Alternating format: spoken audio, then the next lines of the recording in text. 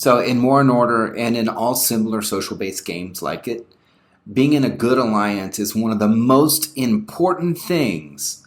But what makes a good alliance, and how can you actually make one? Simply put, a good alliance is an alliance that gives its members a fun playing experience. For the purpose of this video, I'm going to focus on alliances that participate in all aspects of the game. There are alliances that I like to call pirate alliances that are really just out there to attack other people in the realm, and they're not really interested in events or doing a lot within the realm itself. Sometimes it's just alts, and all they do is cause chaos. A lot of times they're realm hoppers, so people they join a new realm, they have fun. It's a fun way of playing, no doubt. They'll just go out and attack other alliances and players and that sort of thing and just make a little bit of chaos, and then they'll take off to the next realm. But I'm not going to focus on them. I'm going to focus on alliances that participate in the realm itself and participate in the events. So Elite Wars, Fortress Wars, Void, Frenzy, Realm Conquest, the Crown event, all those sorts of things. So to be successful, your alliance needs a mix of different types of players. You will need spenders, or at least a spender, some sort of a spender. Could be medium spender, several. You also need people who are interested in stats and technology and learning about the game, and they dig really deep into the stats of the game and kind of understand it at a deeper level. And that's important long term, not so much in the very beginning. You need organizers. You need at least one super organizer. You need people who are like social butterflies, people who are chatting all the time and kind of keeping people engaged in the alliance and in chat and just keeping things going. And to me, the most important person that you need, the type of player that you need, it could be multiple, even better, is you need event commanders. Not just people that build the strategy, but people who actually make it happen during events. So they're the people who kind of call out the actions.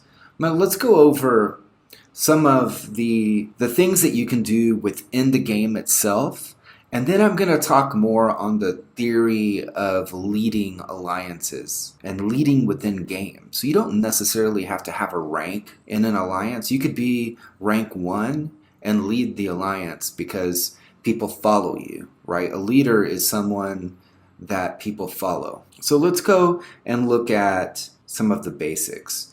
So within War and Order, you have a great alliance kind of menu here.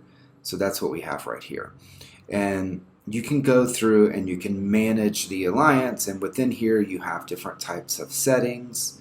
You can do the language, contact details, the name. You can set the flag, what it looks like. You can do all kinds of different things within the alliance itself from this menu. But let's look over here at at alliance members. So within here, you can kind of tell who's leading the alliance. And it's not necessarily the R5. And I can tell you right now, the alliance leader of our alliance, the R5, is not really the leader of the alliance. So here at the top, you have 4 different types or ranks or titles that you can give people within your alliance. And this is one of the things that the alliance leader can do. So number 1, you have the commander. And like I said, to me, this is one of the biggest roles. It is the person who is your attack and your event leader. It could be, you're doing port parties and attacking other alliances during the kill event. It could be the person, especially the commander that I would say is your go-to person for Elite Wars, for Fortress Wars, for those types of events where you need someone who's on top of it, that understands the game, understands the alliance, and is actually dictating what you do during that event. You should have more than one of those, because if you only have one, they're going to get burnt out, because there are so many events in the game as you go forward, like at the 6-month mark in the game. It feels like it's every 2 or 3 days there's a major event happening. So having multiple people will help out, especially if you have an alliance that has people from different time zones. Having people in rotating events and having different commanders is important. But for this role, it is the primary person. And for all of these roles, it's the same sort of thing. You'll have multiple people that will be involved with helping lead, but this would be the primary person, the go-to person here. So next is the architect. So the architect is kind of what I would consider is the person who organizes and reviews the hive locations on the map. So where can your alliance be? Where is it? Where are the buildings, the alliance buildings? So you can see here, if you go to the main alliance board, you go to alliance buildings, alliance hall, and you can go straight over to your fort, for example. They're the person that kind of maps out where all of these buildings are going to be. They're also the person that maps out where each of the players are going to be.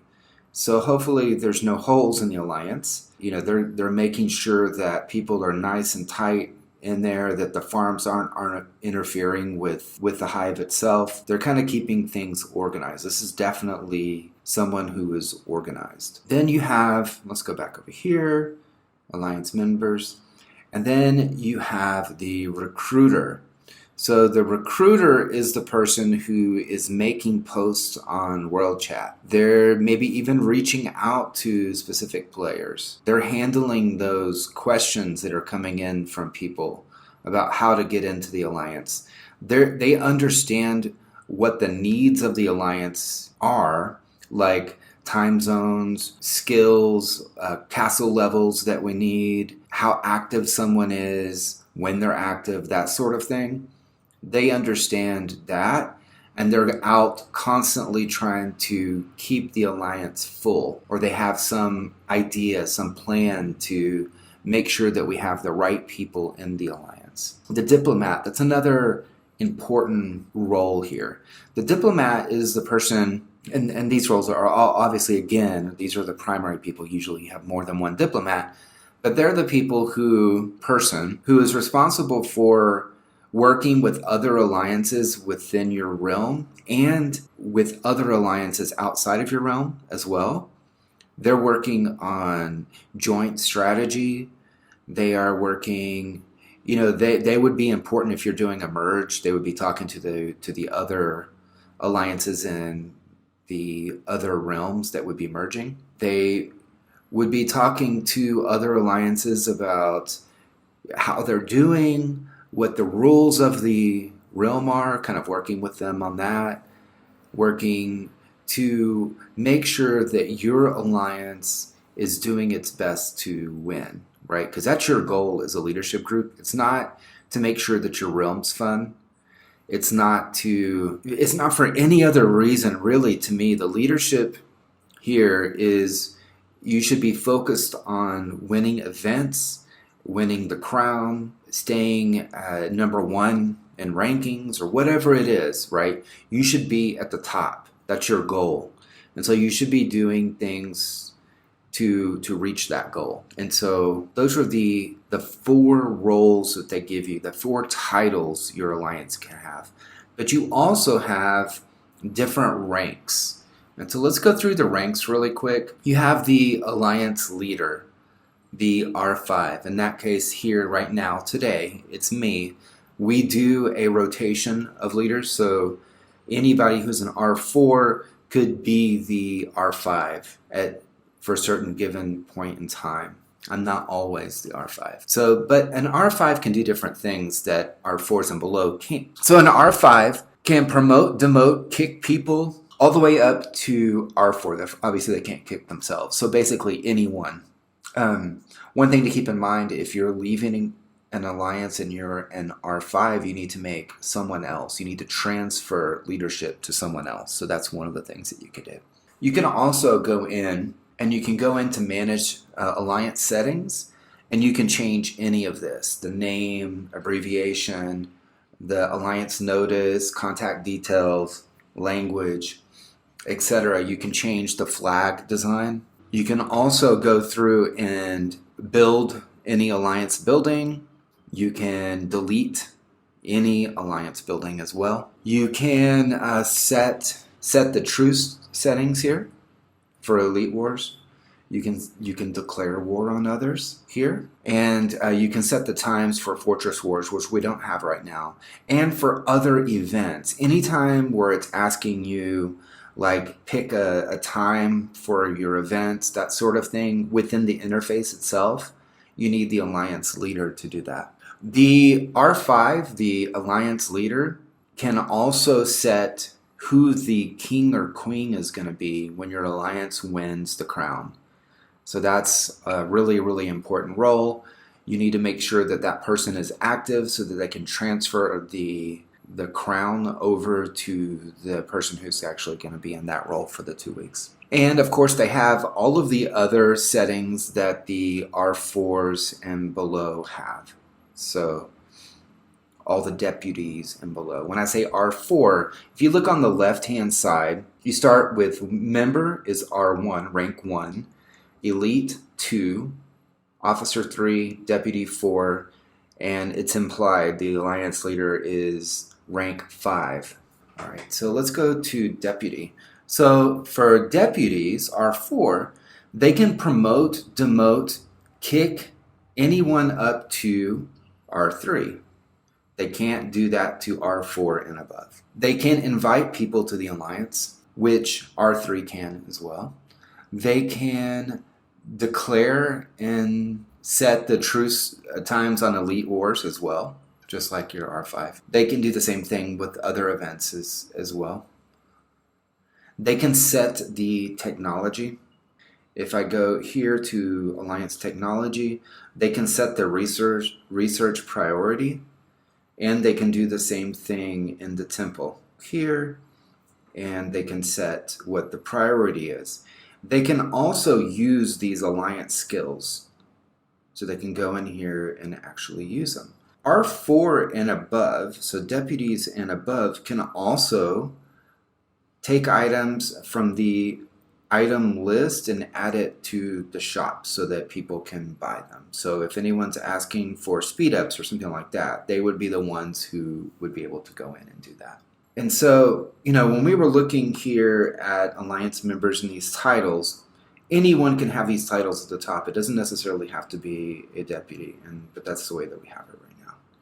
So let's go down to rank 3. So these are the officers.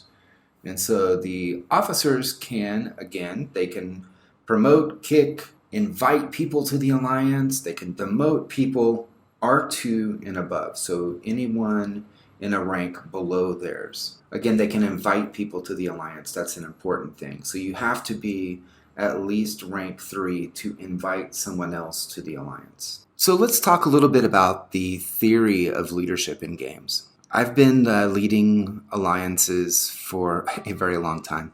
Alliances, guilds, clans, whatever you want to call it.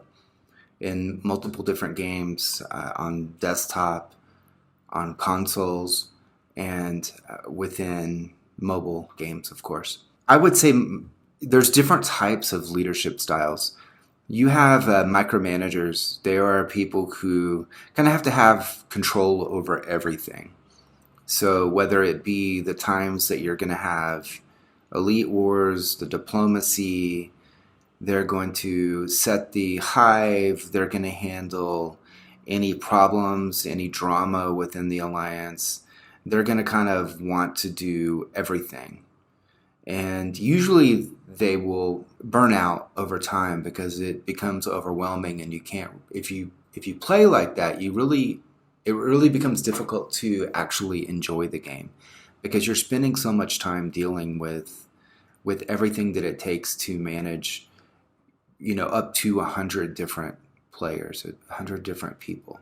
And that's not my leadership style at all. My leadership style, and I'm super lucky in that I have friends who I've played with for a long time, for several years, who have played in multiple realms together, who have built up alliances. We've all been through the dramas and the problems together. Well, we've had successful alliances before in the past. We've been great in events. We've done great with the overall realm, like leading the realm and the crown and all of those sorts of things. We've have a lot of experience together doing that and leading it. And we came here together. And so what I would say is if you want a successful alliance, you need friends.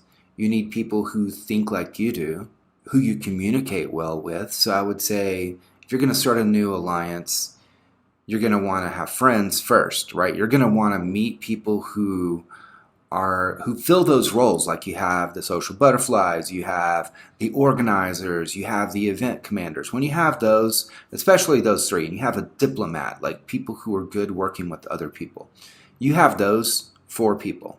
And it could be a combination. It may be two people. At that point, you need some way of communicating. So that could be online, you could be Discord, Viber, it could be WhatsApp, whatever it is. It doesn't matter.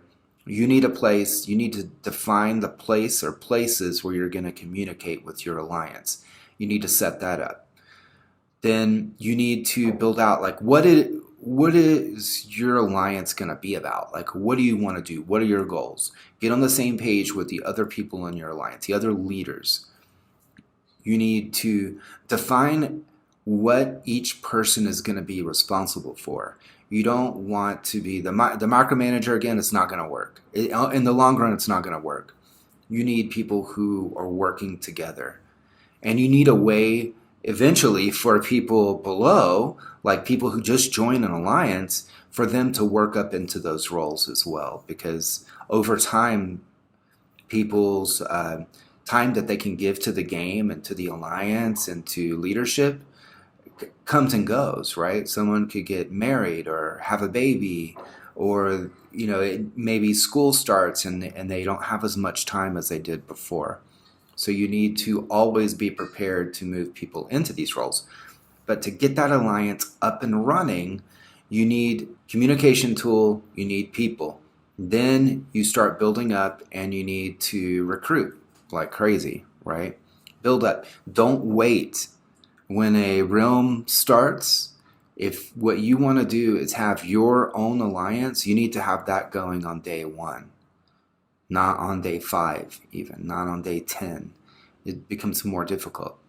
Maybe you want an alliance and the best bet is to join another alliance, right? You don't have a lot of friends on the new realm that you're in.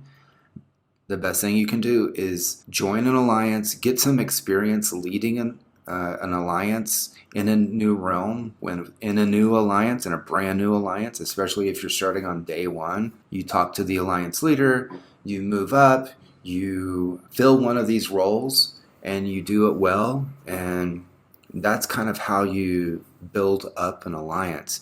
And I would say you want to avoid drama. And so you need at least one person, and hopefully that's the recruiter, who's really good at judging drama, like dramatic people. There are people who are extremely drama prone in mobile games and gaming in general.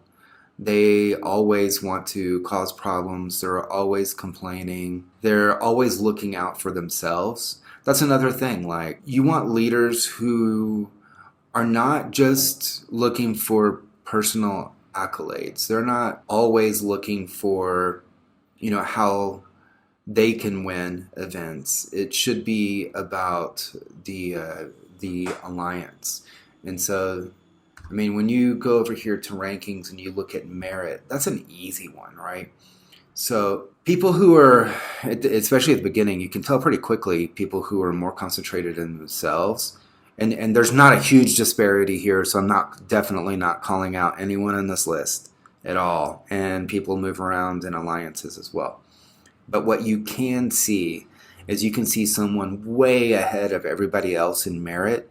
And usually what that means is when you start off in the elite adventures, they're just going through and killing everything on their own. They're just wiping stuff out and speeding through elite adventures, when at the beginning, especially at the beginning, you should be working as a group to knock as much of the enemy out as possible so that everybody gets merit. But in general, everybody wants to have a good time, and you always have to keep that in mind. Even your enemies in your realm and in other realms, all they're looking for is to have fun when they're playing. This is a mobile game. This is not a job. This is not your career, your studies, or anything like that. It is literally you log in to the game on your phone and you want to have fun. Everybody wants that. Every single person. And no one wants to have a bad time. They could be very disruptive. They could cause drama, but that's what's fun to them, right? Or maybe they're just having a bad day. But when you're leading an alliance, you need to look at your alliance as a whole. And you need to focus on that as much as you can. Make sure that everybody in your alliance is having a good time. So I came to this realm with a group of friends. We had some other great leaders join our alliance, and they're doing a great job leading the alliance. We have other people working up who are wanting to help lead. And so that's something that we're always trying to work towards, is like, how can we keep people engaged and having fun, and for everybody else, for all the R1s and the R2s, how can we make them happy? How can we win at events? How can we help them grow without spending? That's a huge deal in War and Order and in any mobile game. How can we help everyone in the alliance maximize the amount of rewards that they get without having to spend anything at all? So that's something that we do focus on as a leadership group. How do we minimize the amount of effort each of us on the leadership team has to put into the game and into leadership of the alliance, while keeping the alliance running and doing well? That's another thing that we focus on. There's no reason for anyone to be spending 30, 40 hours a week trying to keep the alliance going, trying to do diplomacy and recruiting and other things. That's why the game is really good about having you divide that up and kind of delegate some of these different activities, these different leadership tasks out to various people. So, alas, that's all I have to say about leadership at this point. Things will come up, and let me know in the comments how you feel about leadership within games, especially War and Order, some of the things that you've been through, and some of the leadership styles and the ways that people have led and organized and motivated people into doing things together to win events and to maximize rewards. And with that, take care.